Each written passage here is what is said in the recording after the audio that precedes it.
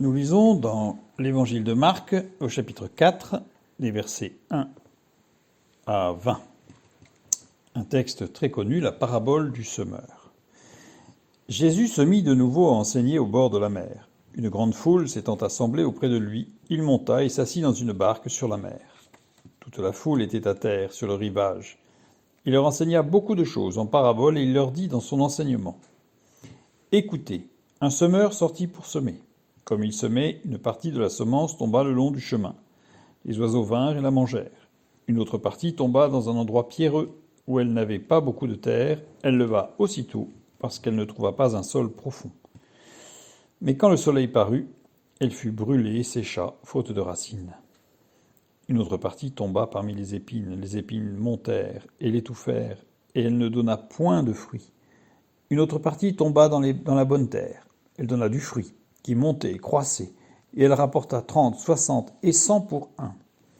Puis il dit que celui qui a des oreilles pour entendre, entende. Lorsqu'il fut à l'écart, ceux qui l'entouraient avec les 12 l'interrogèrent sur les paraboles. Il leur dit : C'est à vous qu'a été donné le mystère du royaume de Dieu, mais pour ceux qui sont dehors, tout se passe en paraboles, afin qu'en voyant, ils ne voient et n'aperçoivent point, et qu'en entendant, ils entendent et ne comprennent point, de peur qu'ils ne se convertissent, que les péchés ne leur soient pardonnés. Il leur dit encore : Vous ne comprenez pas cette parabole, comment donc comprendrez-vous toutes les paraboles ? Le semeur sème la parole. Les uns sont le long du chemin, où la parole est semée. Quand ils l'ont entendue, aussitôt Satan vient et enlève la parole qui a été semée en eux.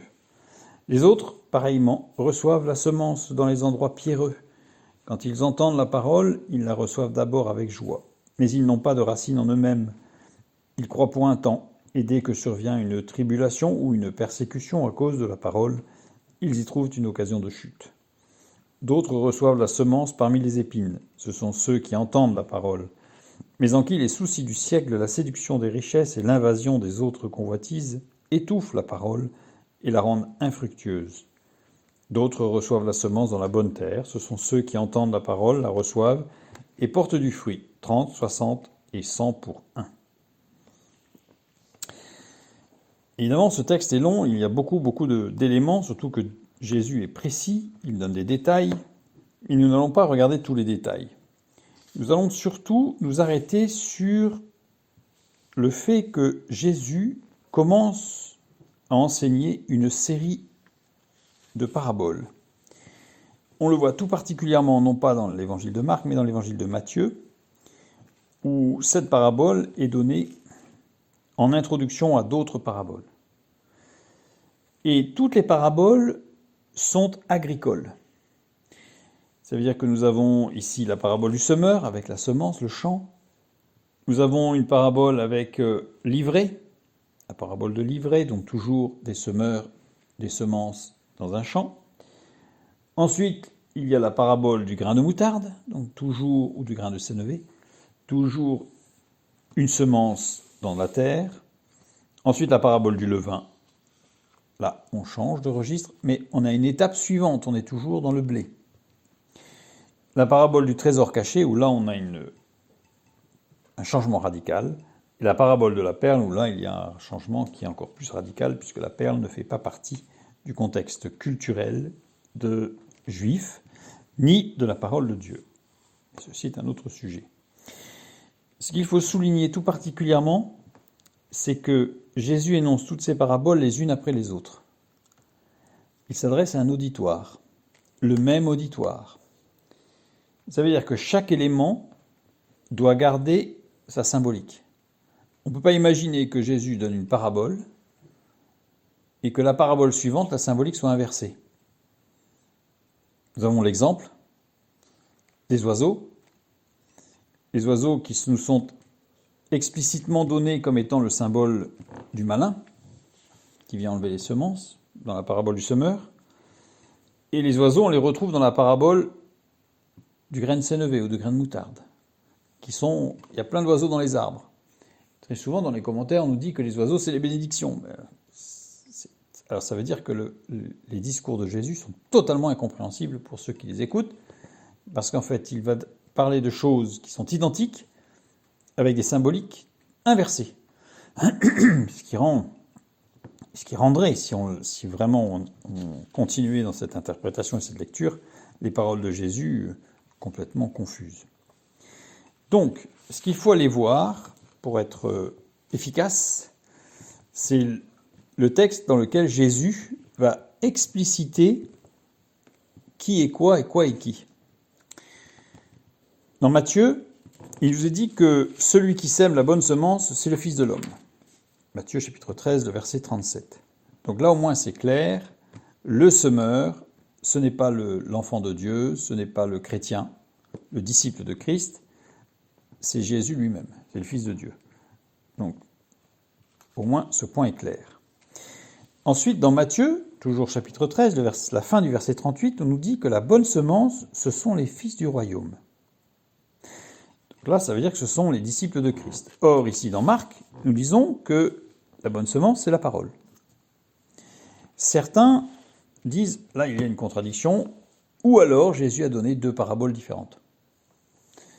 Je ne crois pas qu'il puisse s'agir de 2 paraboles différentes, je pense qu'il s'agit exactement de la même, à savoir que nous, en tant que disciples de Christ, nous devons être porteurs de la lumière, cette lumière étant la parole de Dieu.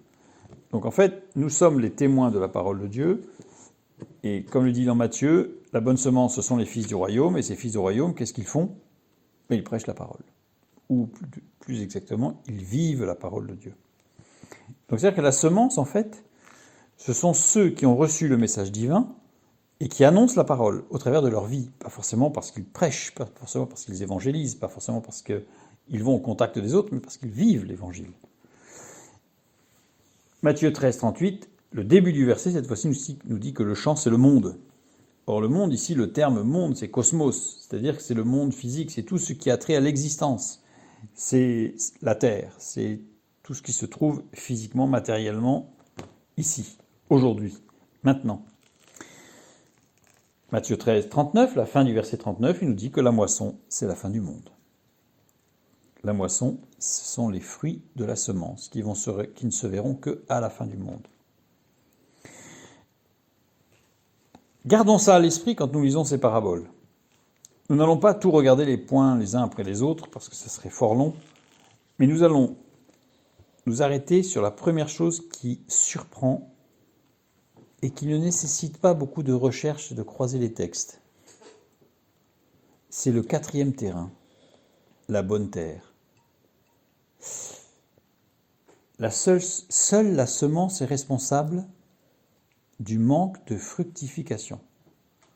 Dans les autres terres, souvent on s'y arrête, on dit « Oh là là, les soucis, oh là là, les jouissances, et tout ça. » Mais la 4e partie, seule la semence est responsable. Il y a des enfants de Dieu dont le témoignage rapporte 100%.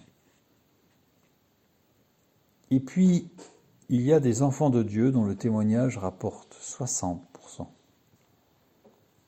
Puis il y en a d'autres, c'est 30%. Comment cela se fait-il ?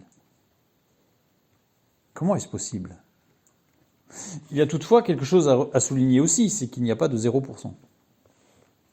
Ça veut dire que même si nos paroles sont en opposition à à notre vie, à nos actes, la parole de Dieu aura quand même son effet.